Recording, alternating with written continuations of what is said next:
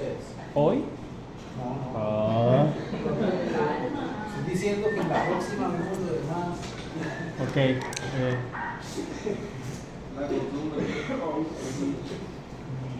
Profe, es que Entonces, estamos Rafa, traumados. cuidado, Rafa. Señor.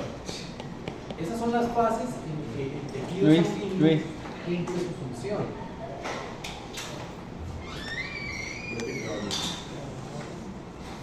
A partir del tercer trimestre de embarazo, o sea, ya en el punto en que se desembaraza esa paciente, la médula ósea empieza a cumplir la función hematopoyética. Todo el resto de órganos que venían hasta ahí cumpliéndola ya pasan a otro plano. Pues vean que la médula ósea es a la larga la que va a producir esa gran cantidad de volumen sanguíneo. ¿Sí? Eso por un lado. Lo otro es saber distinguir cuáles son los órganos hematopoyéticos primarios y cuáles son los secundarios. Los primarios son los órganos que realmente sí producen las células sanguíneas. Y son básicamente dos, la médula ósea y el timo. Los otros que ustedes pueden ver en este esquema son secundarios. Y la función de ellos es capacitar a las células sanguíneas, especialmente a los linfocitos, para que adquieran su función inmunitaria. Entonces, entre los secundarios estarían los ganglios linfáticos que ustedes pueden observar ahí, las amígdalas, el vaso, por todas las mucosas, y sobre todo en el tracto gastrointestinal están las placas de Pellier, el tejido linfoide asociado a las mucosas, y que pues se inflama, y muchas veces lo quitan. La apéndice cecal también tiene esa función. Sí, es cierto, porque las células T se capacitan en buena medida al mismo, y aparte de eso, también el timo produce importante reserva de esas mismas células. Pero entonces el concepto es de los primarios son los que producen las células, los secundarios los capacitan. ¿Cuáles eran los primarios? La médula ósea y el timo. Médula ósea. En estos otros esquemas ustedes ven cómo es que en etapas tempranas de la vida tenemos básicamente es pura médula ósea roja, que es la que es hematopoyéticamente activa.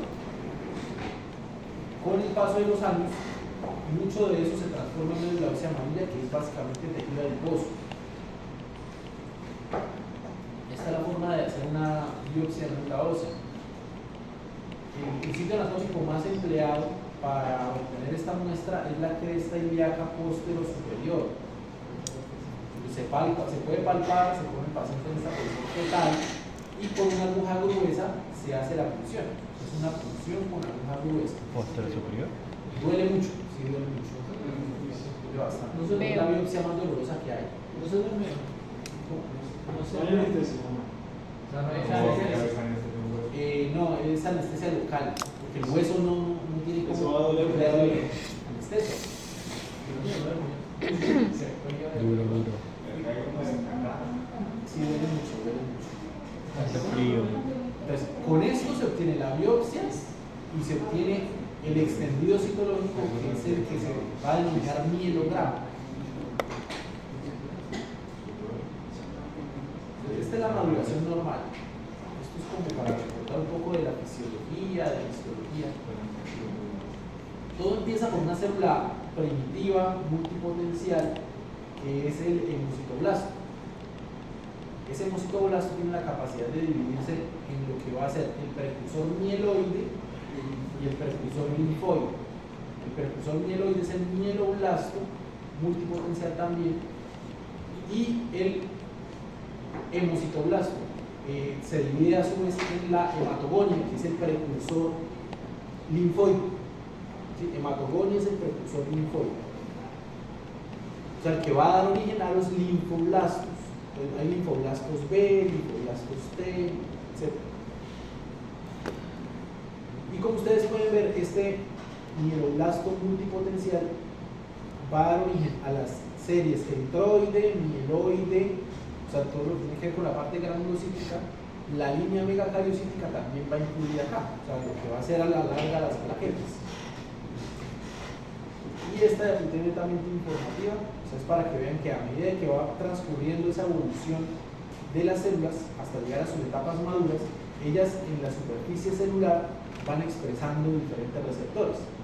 Eso es lo que le permite a uno caracterizarlas y decir, por ejemplo, esta leucemia es de precursores B en tal estadio. Porque como les voy a mostrar en la próxima clase, en el caso de las leucemias, ellas se detienen en un punto específico de su maduración. Pero es que a veces es tan difícil diferenciarlas morfológicamente que nos toca acudir a una técnica que se llama la citometría de flujo para poder hacer la caracterización adecuada de acuerdo pues a las proteínas que estén ahí en la superficie celular. Así es como se estudian las enfermedades hematológicas. Bueno, entonces, todo precursor hematopoyético inmaduro normal expresa CD34. Lo anormal sería que, por ejemplo, continuara expresándolo en estadios más avanzados de su maduración. Entonces, eso es un rasgo que nos permite decir, bueno, esta leucemia de una línea muy primitiva, ¿sí? O sea, se mutó en una etapa muy primitiva de su maduración y continuó proliferando desorganizadamente. No me acuerdo más.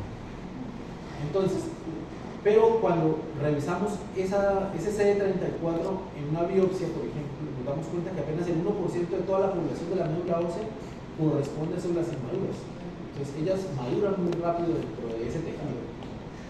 ¿Las líneas cuáles son? Entonces, pues digamos así rápidamente una por una. La serie eritroide.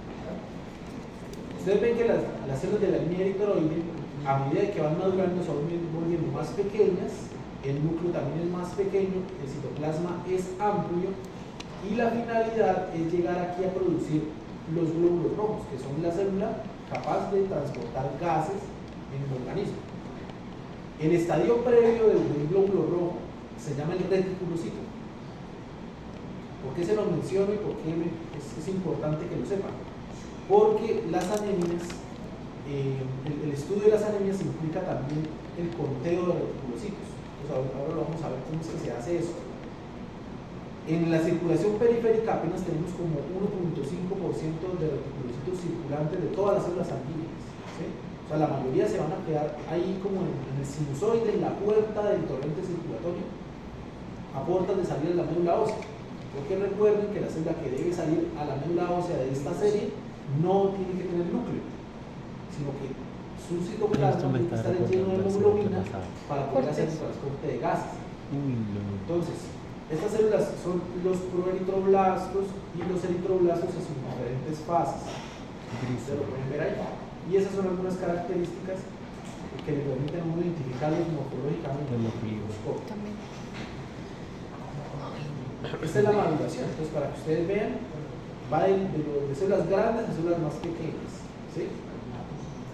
En el estadio de reticulocitos todavía tienen núcleo, pero en ese momento es que el núcleo se va a reemplazar por una molécula grande, que es la que se denomina el grupo M, o M, que es la que contiene la porción de hierro, que es la que me permite unir los gases y hacer el transporte respectivo. Esta es la otra serie, la serie granulocítica. O sea, aquí es donde están todos los polimorfonucleares.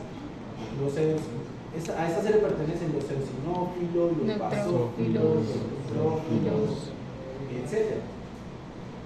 Entonces, por ejemplo, nos vemos más adelante, las leucemias, pueden haber leucemias solo de mielocitos o leucemias solo de metamielocitos. Entonces, ese es el punto en donde les decía, se frena la maduración de las células y empieza a replicarse de ahí para adelante, ¿sí? Como toda célula, pues, tiene ese potencial de replicación desorganizada.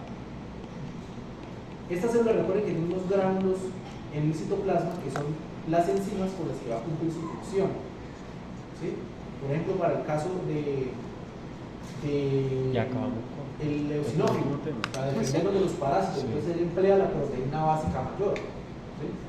Y así con todo el resto de polimorfonucleares, cada uno tiene sus enzimas específicas que las libera de acuerdo a diferentes estímulos. Entonces, estas son células de la línea granulocítica en un mielogramo.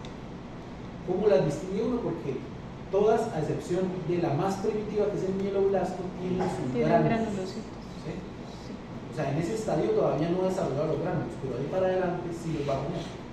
La otra característica es que siempre van a tener un núcleo. Lo que pasa es que a medida que maduran, el núcleo se lobula. ¿sí? Por ejemplo, este sería un neutrófilo, que estoy señalando acá, pero este sería más un oceanófilo, podría ser. Está bilobulado, este está trilobulado. Esta es la manera que uno lo puede reconocer. Puede ser una banda todavía que no está inmadura. Incluso podría favorecer más que sea una banda por el hecho de que no le vemos tan claramente los gránulos en el citoplasma. ¿Sí? Es perfectamente válido lo que dice Jorge. Bueno, la línea megacariocítica tiene como característica que en la médula ósea es a la que pertenecen las células más grandes, ¿sí? O sea, los megacariocitos son las células más grandes de la médula ósea, por eso uno los distingue fácilmente. Y a medida que maduran, se van lobulando. O sea, pasa como la línea granulocítica, pero a diferencia de ellas, las lobulaciones son mucho más numerosas. Un megacariocito, por ejemplo, en este estadio, puede tener hasta 16 lóbulos. Sí, bastante lóbulos. Y ellos adoptan una posición cercana a los sinusoides de la médula ósea para desde ahí desprender restos de su citoplasma que van a ser las plaquetas. Acuérdense que la plaqueta, la función es básicamente intervenir en la hemostasia, o sea, el cajón que forma uno cuando se lacera o cuando está produciendo algún tipo de sangrado. Bueno, entonces, esta es como una representación esquemática de la ubicación de esas células en la médula ósea. Las más inmaduras y sobre todo en la línea granulocítica se ubican hacia en las áreas periféricas a las trabéculas, ahí pegadas a las trabéculas. Y en la parte central, o sea, donde están los capilares, yo tengo las células más maduras de esa línea, pero también la línea megacariocítica y la línea eritroide van a estar ubicadas en esa posición central, ¿sí? O sea, en las áreas peritrabeculares yo encuentro sobre todo precursores mieloides y precursores linfoides. Esta es otra representación esquemática de cómo es que se localizan, cómo es la ubicación de todas estas líneas.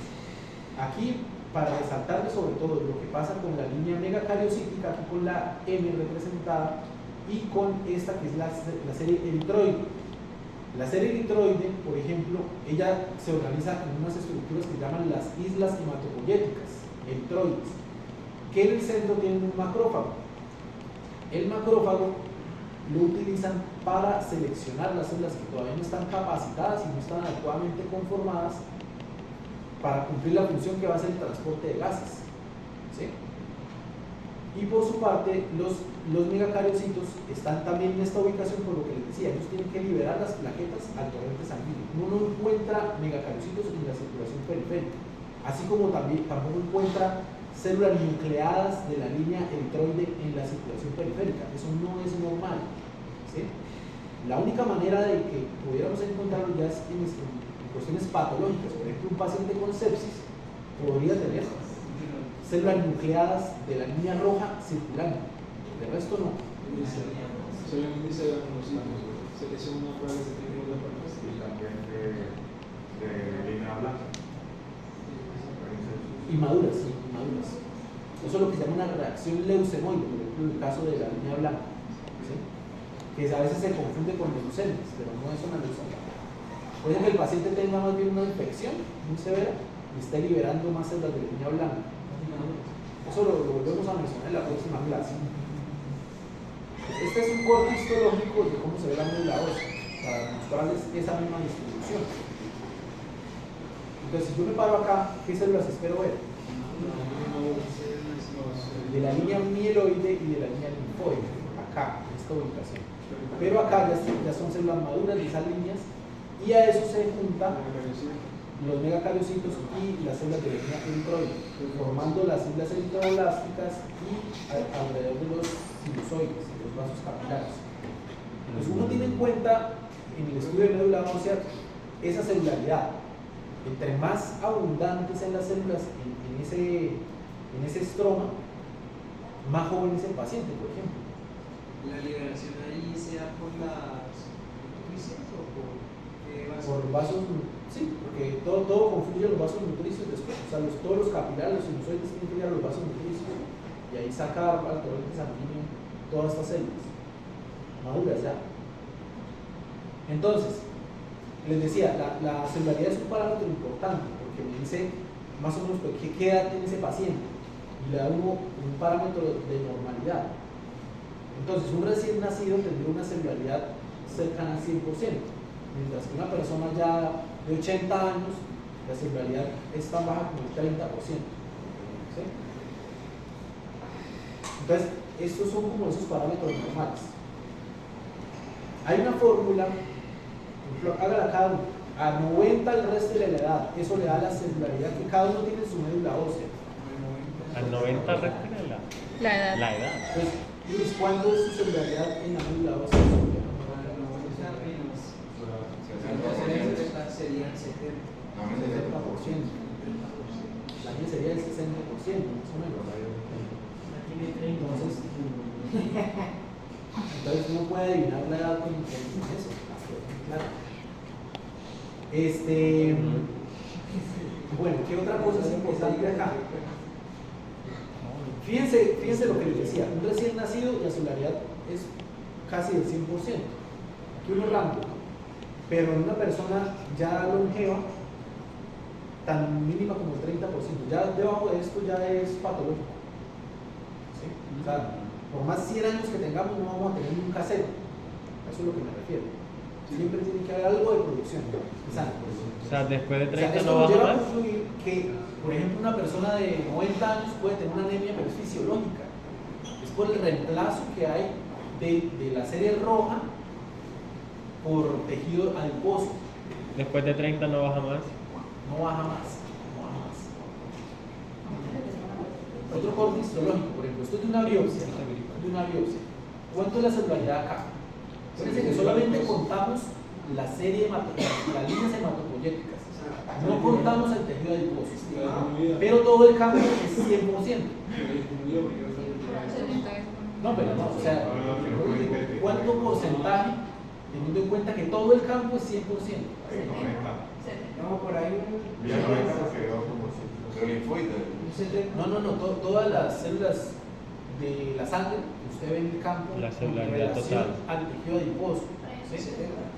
el 60. Más o menos entre un 40 y un 50 sería el porcentaje correcto. ¿Sí? O sea, el otro 40 o 50 está representado es por tejido adiposo. Entonces, ¿qué edad tiene este paciente?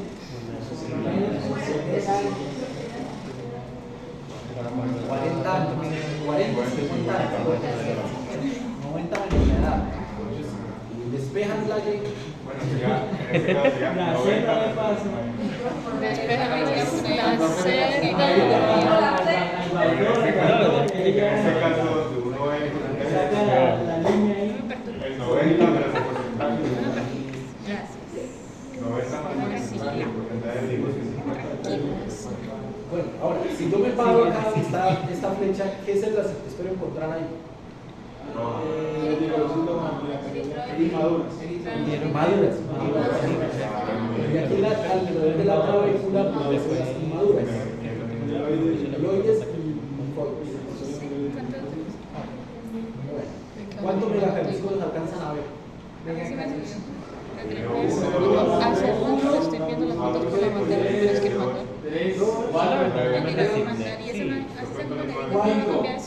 Y ahí me resigné ya. Y el tercer Hay exactamente 9 megacariocytos. Pero ese no es. Ahí lo vi Uno. Es que hay un marcador en el ojo. Estamos buscando megacariocitos. ¿Viste? Entonces, esto es una biopsia de la ósea, eso lo vemos organizado de esa manera. Esto ya no es una biopsia, esto es un mielograma. ¿Listo? Pues se ven diferentes. No vemos esa organización. Alrededor de las trabéculas, que en el centro, que en la periferia, no. Aquí está todo revuelto. Todo está revuelto. El aspirado que uno le hace a la médula ósea se pone sobre una lámina y se tiene con una tinción que se llama el Wright. Por eso se ve de esta manera. Mielograma. ¿Tinción de Radit? Right. W-R-I-T-H. Right. Ah, la misma de. ¿Esa cuál era? La guía también. Ajá. ¿Pues era la de qué? Esa era la de el granuloma inguinal. Sí. Listo, ahora sí, Sí. anemias. El concepto de anemia es este: disminución de los glóbulos rojos. El estudio de las anemias arranca cuando ustedes cogen un cuadro hemático y determinan básicamente 3 parámetros. Revisan la hemoglobina, el hematocrito y el conteo de glóbulos rojos, que eso siempre se lo trae, siempre y cuando sea un cuadro hemático automatizado, hecho con un dispositivo de cuarta generación, que son los que pueden ustedes darles muchas variables diferentes. Los que se utilizan en los laboratorios pequeños son de tercera generación, o sea, no tienen tantas variables. ¿Sí? Es importante porque los de cuarta generación me aportan datos adicionales, como por ejemplo este que es el volumen corpuscular medio, entre otros parámetros. Entonces tengan en cuenta la definición, partimos de ahí. Miramos cuánta hemoglobina tiene el paciente, cuánto hematocrito. El hematocrito se dan como porcentajes y casi siempre es el triple de la hemoglobina, o sea, la hemoglobina multiplicada por 3. Los mecanismos que me pueden causar anemia son estos 3. Siempre un paciente, cuando lo estemos estudiando, tenemos que pensar en cuál de estas 3 variables está afectada. Si es una anemia secundaria, una pérdida sanguínea, porque esté sangrando, ¿sí? Una hemorragia. Una hemorragia, que sea una herida cortopunzante, que es lo primero que me viene en la cabeza.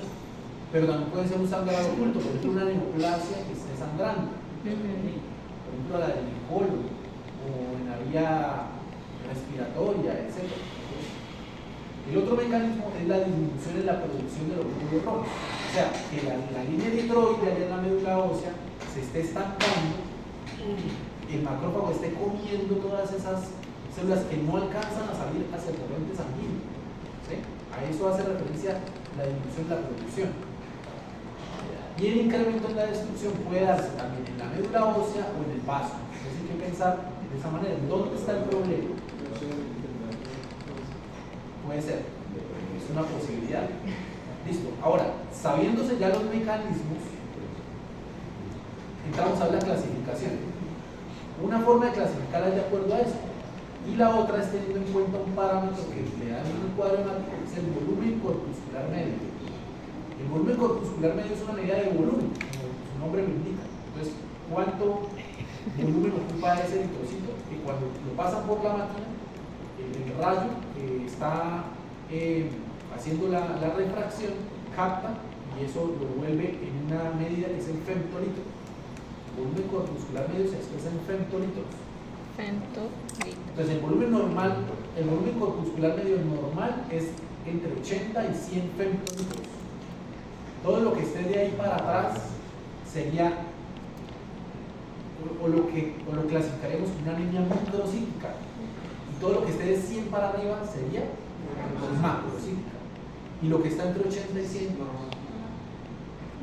si el paciente tiene alterado la hemoglobina, el hematocrito y demás, sería una anemia normocítica. ¿Listo? Pues por eso es importante el volumen corpuscular medio, que me permite hacer la clasificación de las anemias. Y yo de ahí me voy al mecanismo, les explico cómo es eso. Bueno, entonces, ese es el enfoque que uno le da a un caso de un paciente con anemia. Tiene que mirar el volumen corpuscular medio, revisar el conteo de reticulocitos que siempre se lo entregan ahí en el cuadro hemático, y en lo posible tratar de hacer una extensión de sangre periférica, pero eso no es lo ideal. O sea, mejor dicho, uno no lo ve con frecuencia, que un paciente que tiene una anemia le hagan hasta el extendido. Sería lo ideal, pero no se ve tan frecuentemente en la práctica normal. Entonces, el conteo de reticulocitos máximo que uno puede ver en un cuadro hemático es de hasta 1.5. ¿Sí? Ese es el porcentaje que uno puede encontrar normalmente en la sangre. Entonces, ¿qué pasa si, por ejemplo, el conteo de reticulocitos es alto? Entonces, hay que pensar que el problema está en la médula ósea. O sea, que la médula ósea no está respondiendo adecuadamente a la carencia, a la distribución de esos glóbulos rojos. Pero si es bajo, uno tiene que tener en la mente que el problema es en la producción. ¿Listo? Pues así es como uno enlaza las dos cosas. el volumen corpuscular con el mecanismo. ¿Claro esa parte? Bueno, entonces, otros índices que uno puede ver, como ya les decía, la hemoglobina, la cantidad de esa proteína que uno encuentra en las células rojas, que básicamente también se lo da el cuadro de Marco. Y hay otro parámetro importante que es el ancho de distribución. Está abreviado en el cuadro de Marco como RDW, el ancho de distribución. El ancho de distribución me aporta en el sentido de que cuando está alto, o sea, o está normal o está alto, no hay otro parámetro diferente. Cuando está alto, cuando está alterado, uno piensa más sobre todo en defectos de tipo genético sobre ese glóbulo rojo. Pues, por ejemplo, una esferocitosis hereditaria. El glóbulo rojo tiene muchas proteínas en su membrana, ¿sí? Y puede que alguna esté alterada y me produzca esos aumentos en el ancho de distribución. Pues para eso es que es útil ese parámetro en el hemograma. Bueno, entonces estas tablas se las traje para que miráramos. De acuerdo a cada mecanismo hay que pensar en unas etiologías muy particulares. Por ejemplo, cuando yo tengo que, este es como el más fácil de reportar, la pérdida de sangre. Puede ser por un traumatismo agudo, o incluso que ya lleve ciertas horas de establecido. ¿Sí? O puede ser una neoplasia, por ejemplo, coronoca, o una causa fisiológica, como es la menstruación. Pues eso también me puede inducir anemias de dengue. Dengue, lo que pasa es que depende de la gravedad. Si es una dengue realmente grave, aumenta tanto la permeabilidad vascular que termina siendo, aparte de la fuga plasmática, la salida del glóbulo rojo generándose un tercer espacio. Entonces depende de la gravedad. No todo dengue genera anemia. Eso es lo que voy. No todo dengue produce Pero anemia. las mecanismo pérdida de sangre. Pérdida de sangre representa el glóbulo rojo, sobre todo. Y dijimos que la definición de anemia va ligada es al glóbulo rojo. Bueno, cuando hablo de disminución en la producción, entonces, les decía, el problema está en la médula ósea. Pues cualquiera de estos factores puede alterar esa serie introide y traducirse en enfermedades como esta. Todo esto que usted ven acá. ¿Por qué es importante este mecanismo? Porque vean que casi que todas las carencias nutricionales están representadas acá. Deficiencia de ácido fólico, deficiencia de vitamina B12 y la deficiencia de hierro también está aquí metida. La anemia de células falciformes. Ahí donde dice producción de glucosa, Entonces, esa está acá. El tercer mecanismo es este, incremento en la distribución. Aquí está la anemia de células falciformes, ¿sí la ven? La talasemia está atrás, en esta otra. Hay que escuchar el que dijo talasemia. Talasemia está acá. La talasemia es cuando se produce una hemoglobina que está mal plegada. Es decir, es un trastorno genético. Entonces, si se puede ver en el extendido, ya le muestro cómo se La anemia de células falciformes también son genéticas. La anemia de células falciformes también es genética. Puede ser. Lo que pasa es que la puede causar varias cosas. Incluso la malaria puede causar anemia de células falciformes. ¿Y el tratamiento? Depende de la causa. ¿Y si es genética? No, es que de pronto se les da ¿cómo es que se llama? Son unas sustancias que activan las colonias de nitroblastos, ¿sí? Entonces hay sustancias sintéticas que se han diseñado para como activar nuevamente la proliferación y que no se estanquen ahí la línea nitroide. Las medicinarias, ya que muerden la mucosa. Esas están acá. ¿Y qué tipo de anemia? O sea, el profesor Gerardo nos dio un nombre como el síntoma. Anemia ferropénica, ¿qué más? Es ferropénica, pero es meganoblástica. Ya les muestro por qué es meganoblástica. Bueno, y aquí hay una, no me han preguntado por qué es esto. hemoglobinuria paroxística nocturna. ¿Eso qué es? La van a ver asociada, por ejemplo, a pacientes que tienen SAOS, ¿Qué es eso? la apnea obstructiva del sueño. Ah, O sea, esto es un defecto también de genética. O sea, es un defecto genético. El fosfatidilinositol, que tiene el glóbulo rojo, está normalmente conformado y eso aumenta también la destrucción del glóbulo rojo. Parece que cualquier proteína que esté mal plegada en el citoplasma, el macrófago la capta y lo destruye, porque es una sola que no es viable para cumplir su función. Entonces, en la hemoglobina paroxística nocturna, también hay una pérdida de algunos receptores adicionales que inducen que al glóbulo rojo le caiga el complemento y termine destruyéndose. ¿qué está pasando? Bueno, entonces, les decía, aparte de tener ya el mecanismo establecido, el conteo de reticulocitos, el último parámetro sería la morfología. Entonces, uno en los extendidos puede ver algunos hallazgos como los que les voy a mostrar, pero tengan en cuenta que no son patognomónicos, ¿sí? O sea, no son propios de una enfermedad, podemos verlo en varias circunstancias. Entonces, por ejemplo, los esferocitos. Hay una condición que se llama esferocitosis hereditaria. ¿Cómo se ve el esferocito? Entonces, el glóbulo rojo normal es bicóncavo, por eso tiene un espacio así como en la mitad, ¿sí lo ven acá? Parece como una donita. Pero acá no se ven esos espacios, ¿no? Es un glóbulo rojo bien redondo y parece que estuviera como hinchado. Entonces, ese es el esferocito.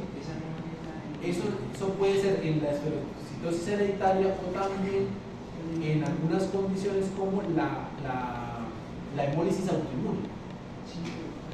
Básicamente esas dos cosas me podrían producir esferocitos. Los esquistocitos, entonces vean que son como glóbulos rojos que están ahí como media de una forma muy irregular, ¿sí? Estos son típicos, por ejemplo, de las anemias hemolíticas. Falciforme.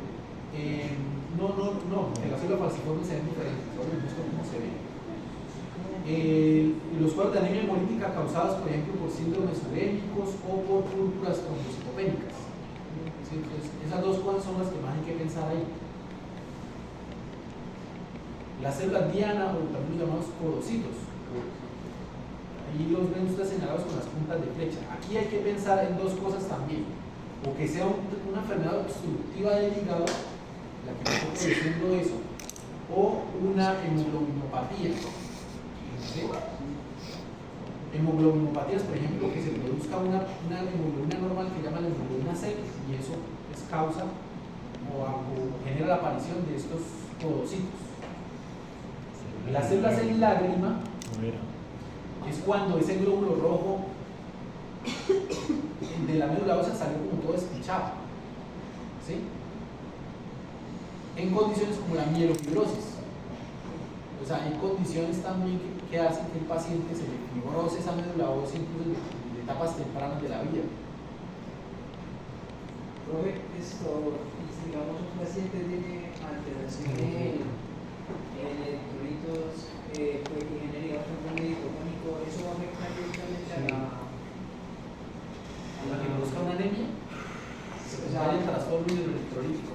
Sí, porque digamos, o sea, yo pues no es frecuente, porque acuérdense que la destrucción sobre todo se hace en el vaso.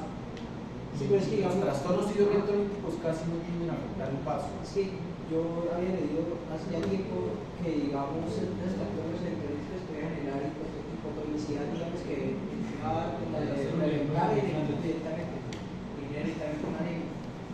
Son malísimos. Es una etapa transitoria al principio de la enfermedad.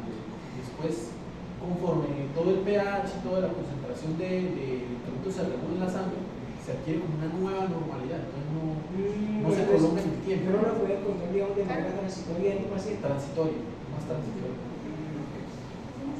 Bueno, ahora sí, las células falciformes que decía que Las de media luz. vean que no son exclusivas de la anemia de células falciformes, sino que también las podemos ver en los cuadros de talasemia. ¿Listo? Las talaseñas también se pueden ver células falciformes. Aunque se vean media luz.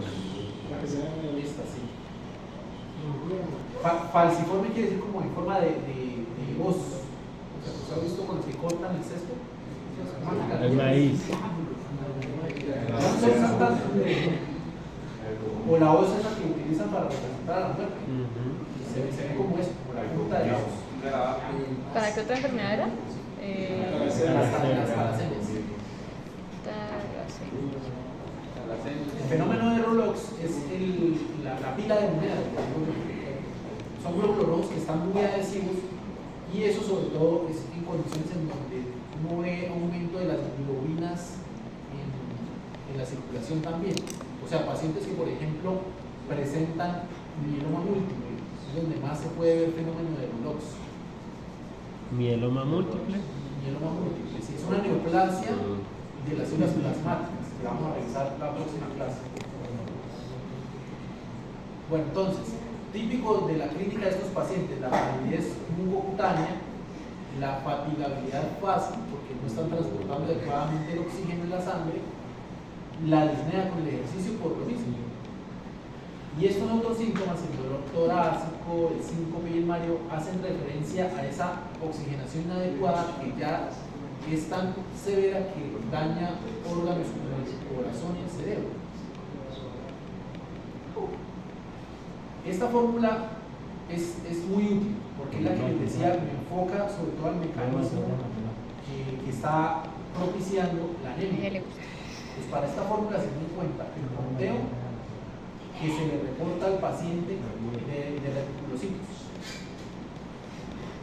Se multiplica por el hematocrito normal, que es más o menos la hemoglobina por 3, y se divide entre el hematocrito normal para el género. O sea, recuerden que el hematocrito normal en hombres es un poco mayor que en las mujeres. Entonces, ese parámetro es como una variable que siempre es constante.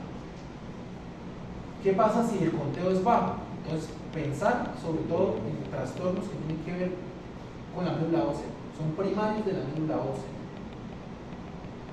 O pueden ser también deficiencias de las que ya hablamos, deficiencias de hierro, de vitamina B12 o de ácido fólico.